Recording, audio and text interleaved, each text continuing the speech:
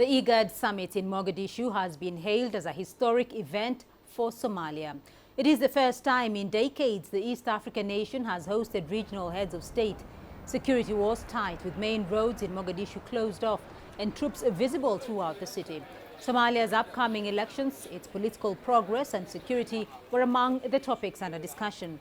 Kenya's President Uhuru Kenyatta, Yoweri Museveni of Uganda and Ethiopian Prime Minister Hailemariam Desalegn have praised the success of the meeting. Although the gathering only lasted a few hours, Somali authorities maintain it was a show of defiance to al-Shabaab militants that their time is over. Let's get you more details now on that IGAD Summit. CCTV's Jane Keo is standing by for us in Mogadishu. Jane, it's been quite a historic day for Somalia there. What are the key resolutions from that IGAD Summit?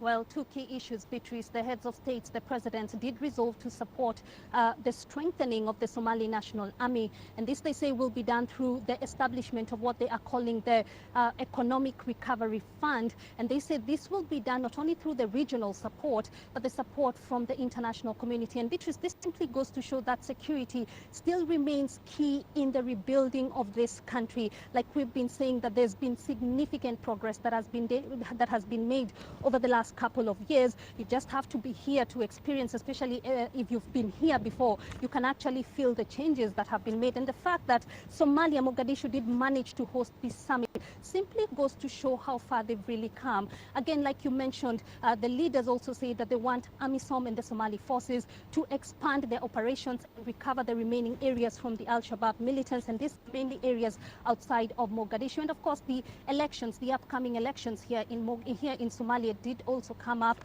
The leaders say that they want free, fair and transparent elections, and Kenya's President Uhuru Kenyatta saying that urging the candidates to respect the will of the people. Beatrice? Jane, apart from Somalia and Somalia-related issues, IGAD had also been at the heart of efforts to resolve the crisis in South Sudan.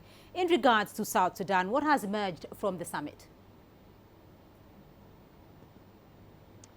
Well, Beatrice, initially we'd been told that South Sudan will actually be up for discussion. Like you mentioned there, IGAD has been in the forefront in trying to resolve the political crisis in South Sudan. It was the IGAD leaders that actually demanded or called for the deployment of the special forces in South Sudan following this latest crisis. Of course, that deployment, the 4,000 troops, has only recently been approved by Juba. And IGAD has always maintained that the two sides, the rebels and the government side, must respect the peace agreement that they signed last August. But like you mentioned, we are not. This issue appeared not to have come up for discussion. South Sudan itself did not send a representative to the summit today here in Mogadishu. So it appears the issue was not discussed, and given the communique that was issued after the summit appeared only to have issues on Somalia, things like elections and the security situation and the development that has been going on here in Somalia. Beatrice? Right, Jane Keo for us there in Mogadishu on that IGAD Summit. Thank you.